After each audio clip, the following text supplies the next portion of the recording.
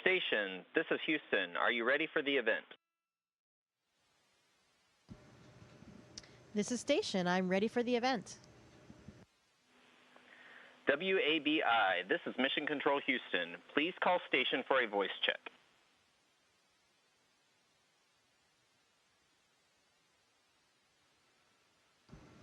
I have you loud and clear. How me? You sound great. Hello, Jessica. Thank you for taking the time to speak with us. My name is Spencer Roberts, and I'm a reporter down here in Bangor, Maine. I had the opportunity to watch your launch with staff at the Challenger Learning Center here in Bangor. They were very impressed with how calm you were. They told me that they plan to use your story to help inspire Maine children about science and space exploration. I know you also got the chance the other day to speak with kids at your former high school. What's it like to be that inspiration?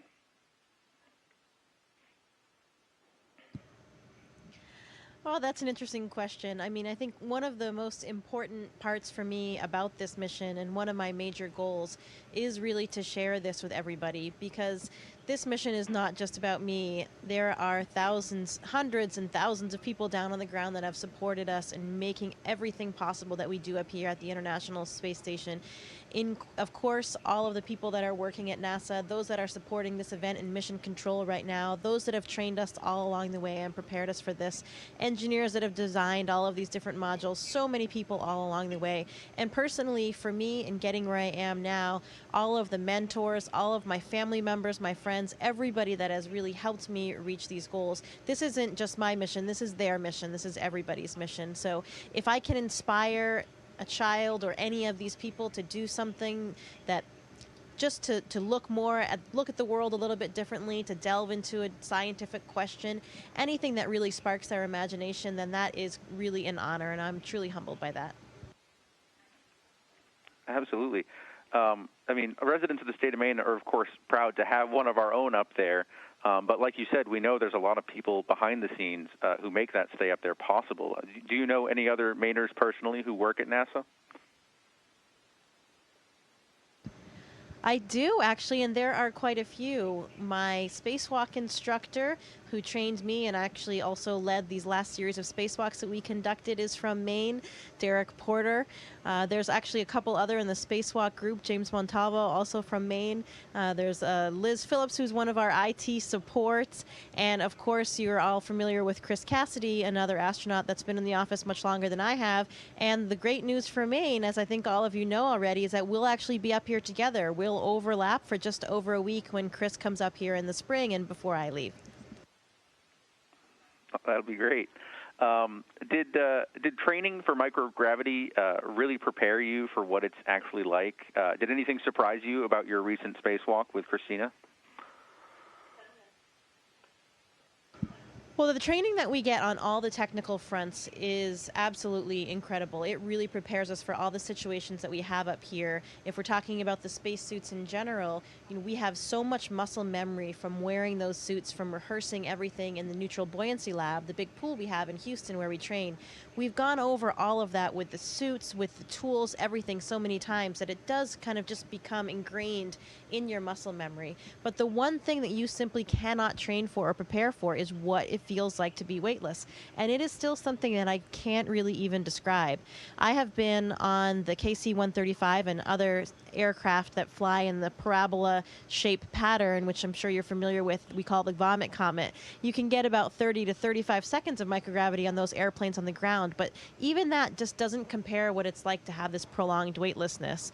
In the beginning, I felt like when we launched in the Soyuz and first experienced it, you feel like suddenly you are hanging upside down. So you feel like you're up here on the ceiling, hanging upside down, just like you're a bat or something, and all the blood is kind of rushing to your head. Everything is shifting upward.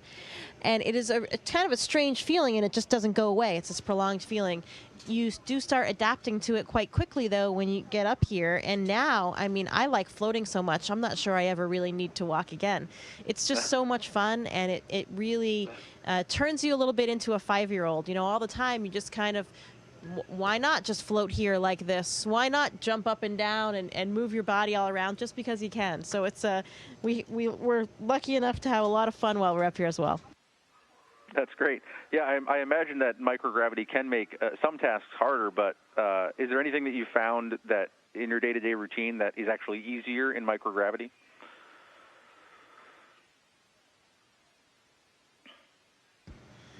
Easier in microgravity? Well, I think it's interesting because our brains are so adapted to this 1G. You know, our entire species as humans has evolved under these conditions of 1G. So your brain is just really actually difficult when you get up here to convince your brain that if I let go of this, it's not going to fall.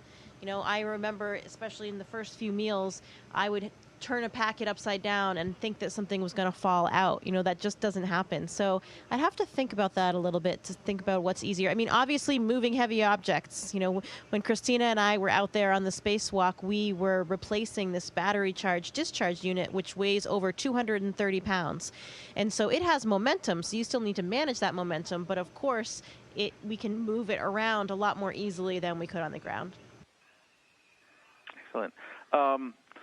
So NASA has set the goal of landing again on the moon in 2024 as part of the Artemis program.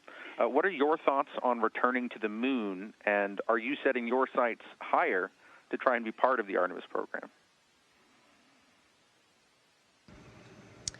Yeah, I think it is a natural next goal. We are always at NASA thinking about the next step. You know, we have had this continuous presence on the International Space Station for almost 20 years now, and we have learned so much and are still learning so much that will help us on these missions as we extend our presence even further when we go back to the moon, when we go back to Mars. Personally, I would love to go back to the moon. I do think it is a necessary step in order to use that journey as a proving ground before we go all the way to Mars.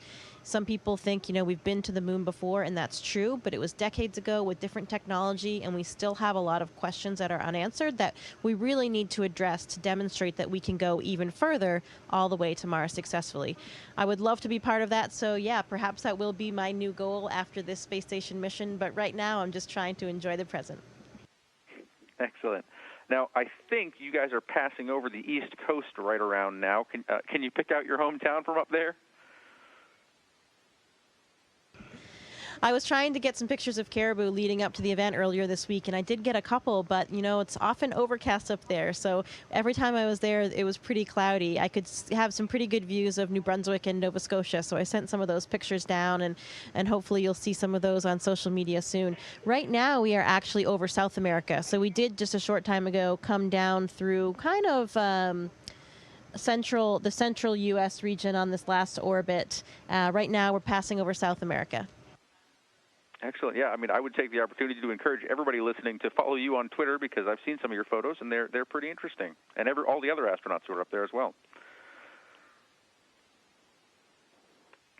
Yeah, thank you. And even more photos on my Instagram account, so you can look there, too. Awesome. I did want to ask you, one of the photos I saw was the lettuce you guys are growing up there. How is that doing? I heard you were looking forward to having some salad. Is that in the near future for you? Actually, we had that this week, and that is a post that I'm working to get out, so hopefully I'll get that out really soon. But we did harvest the Mizuna lettuce, and that was on Wednesday, and it was delicious. It was the best meal that I've had since I've been up here. I'm a big salad eater. I eat salad every day on the ground, so I was so excited to have this fresh lettuce. And Mizuna is a really, really tasty variety. It has kind of that strong mustardy flavor, and the texture was perfect. The taste was great. We all got together, invited our Russian crew members down, and we each made our own little salad in a bag so we could add different things like pine nuts. I added some beets. We had some fresh onion left over from a JAXA resupply mission. Some olive oil balsamic made an amazing salad. So it was a real treat up here to have that fresh fruit and vegetables. That sounds great. Well, thank you. I think I'm out of time, but thank you so much for talking to me, and I hope it isn't too hard for you to return to Earth when the time comes. Thank you again. Okay, thank you very much, and say hello to everybody in Maine for me. Station, this is Houston ACR. That concludes the WABI portion of the event. Please stand by for a voice check from WBUR. Station, this is WBUR. How do you hear me? I have you loud and clear. How me? Jessica, thanks for joining Radio Boston from the International Space Station. I know you're really busy, so I'm going to jump right in. A couple of weeks ago, you and Christina Cook completed the first all-female spacewalk outside the International Space Station. Can you take us through how it felt stepping out for the first time?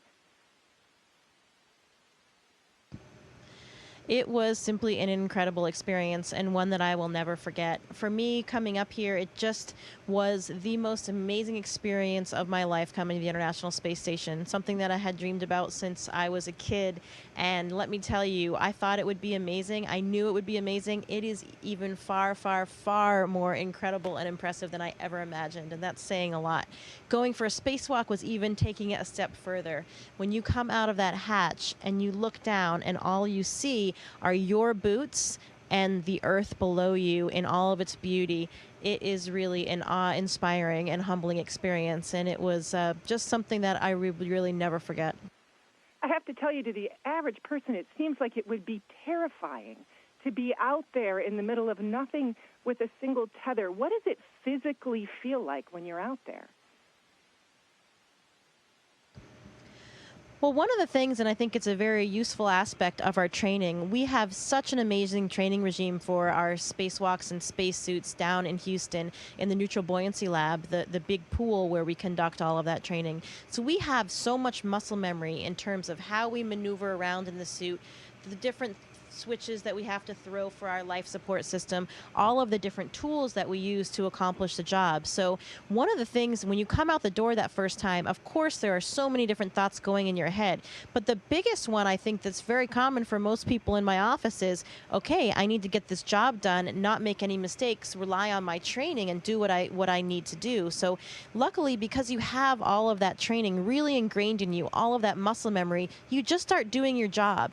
And sometimes we actually have to remind ourselves to take a moment to look back at the Earth, to appreciate the magnitude of the beauty around us and what we're actually doing, because it's very easy to just get caught up in that job that we're very, very used to performing. People have very different emotions when they come out for the first time, so I didn't know what to expect. I didn't have that fear of falling, which a few people have said, or I wasn't scared. I actually just felt incredibly inspired, and looking back at the beauty of the Earth, just incredibly fortunate to have that opportunity. Jessica, I can see you, and I have to tell our listeners, you look like you're having a blast. Are you having the time of your life up there? Absolutely. I'm not sure that I've smiled this much for a month consecutively in my life. And I've described it in recent interviews, and even in the one that I just had, how it does almost take you back a little bit to your childhood. You know, I personally probably act that way all the time, but you can see it in all of our crewmates where, you know, you'll just be doing your average task and all of a sudden you maybe curl up a little bit, float around, and you just kind of do that because you can. And it brings this kind of childhood excitement, you know, just spinning around for a while for no good reason, because without gravity, things are a lot more entertaining. You actually have mentioned a couple of times that this was a childhood dream, and according to the Press Herald, you actually wrote in your high school yearbook that your future plan was to go for a spacewalk. Did you really think this was going to happen one day? Have you been sort of single-minded about this from the beginning? It certainly was my dream the entire way, but I think I also always knew that there was such a small chance of it happening that I didn't think that it necessarily would. And I think that's true for all of us that are fortunate enough to end up in this position. We know that there are so many other people that are equally as qualified, would make great astronauts, but unfortunately, you know, there just aren't enough spots for everybody, and there's a lot of luck involved. So all of us recognize that. Let's talk about the science of your mission for a minute. I understand that a big part of it is making repairs or improvements to the alpha magnetic spectrometer, which is looking for evidence of dark matter, which I just have to say is so cool. For us non-astronauts, can you give us a sense, what is that? What is the alpha magnetic spectrometer, and why is it important to the future of space exploration? Yeah, the AMS is a very, very cool instrument, the alpha magnetic spectrometer, as you mentioned, and it is probably understanding everything about it is a little bit beyond my capacity as a physiologist, but not a physicist. But it is amazing. So it is collecting all of this high energy radiation that is coming from everywhere around it. And so it's looking at these high energy particles, looking for evidence, as you mentioned, of dark matter, of antimatter. So it already is telling us a lot about that environment, about all of those particles, about things like the origins of the universe. I think it's already spawned maybe thousands of scientific publications already. So really cutting edge astrophysics type stuff. So this spectrometer, though, unfortunately, it's mounted on the outside of the space station, so it actually doesn't have any interface with us as crew members. It is just out there collecting that radiation, collecting those high energy particles, doing its job. It was never designed to be serviced by spacewalks. We weren't supposed to have to do anything to it. But unfortunately, one of the pumps in the thermal control system has failed. And so in order to maintain this instrument and to have it keep collecting its valuable scientific data, we have to do a series of spacewalks, which are coming right around the corner, to go out and fix it. They'll be very, very interesting spacewalks, because we had to actually at NASA design all kinds of new tools in order to fix this. As I mentioned, it wasn't designed with spacesuit interfaces. When we go out the door to fix something in a spacesuit, we use special tools, things that you don't just have the same dexterity that you do in an ungloved hand. So the engineers at NASA have designed these special tools, have flown them up there, and we're preparing for those spacewalks now. So hopefully we'll be able to repair AMS specific successfully, so we can keep getting data. I won't be doing those spacewalks. I'll actually be on the inside of the space station, flying the astronauts around on the robotic arm, the Canada arm that we use to capture visiting vehicles. We actually are about to depart to release a visiting vehicle right after this event with the robotic arm. And so I will be flying the astronauts around as they repair the AMS. So, Jessica, there's no glass ceiling in space, but you and Christina Cook broke one anyway. Do you ever think about things like that? Do you think about your history and your place in it? It's not something that I came into this job thinking about. For me, this was always my dream. My previous work led to everything to get me here. And so a lot of it is just doing what we're trained to do. We came into the office and we were treated like everybody else. Christina and I were treated the same as our male colleagues. Interestingly, our class was the first time that we had 50% female and 50% males. So we really already felt equal. We were held to the same standard. We received the same training.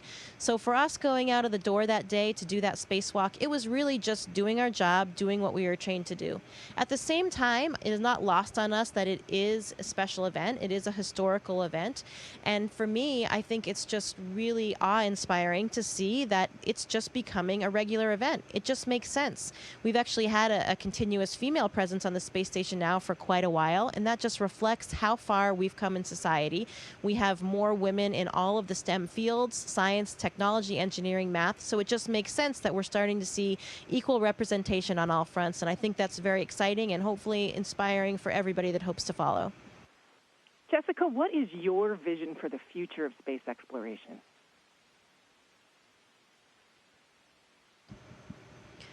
Well, right now, I think it's an amazing accomplishment that we've had this continuous presence on the International Space Station for almost 20 years. If you think about that, kids these days, or they're not even kids anymore, that are 19 years old, almost 20 years old, have never been alive when we didn't have a continuous human presence up here.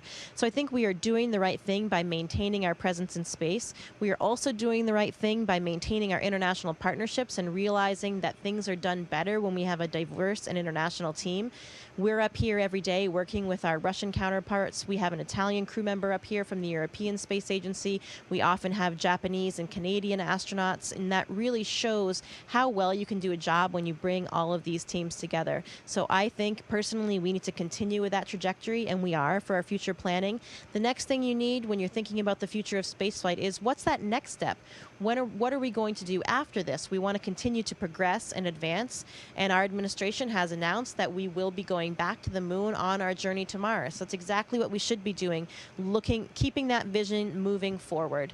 I also am very excited and encouraged by the fact that we are continuing these partnerships and expanding to include commercial companies. These partnerships that we have with companies like SpaceX, like Boeing, Northrop Grumman for resupply vehicles are all only making us stronger because we're bringing different pieces of technology and expertise. And I think we've realized now as a government, no one government can really do this alone with the scale of what we're trying to accomplish in space. But by combining all of these entities together, we can get the job done. Jessica, thank you so much for joining us. We hope to talk to you again once you're back on the ground. In the meantime, stay safe. Okay, thank you very much, and please give my best to everybody in Boston. Take care. Station, this is Houston ACR. That concludes our event as we count down to 20 continuous years of humans living and working on the International Space Station. Thank you to all participants from WABI and WBUR station. We are now resuming operational audio communications.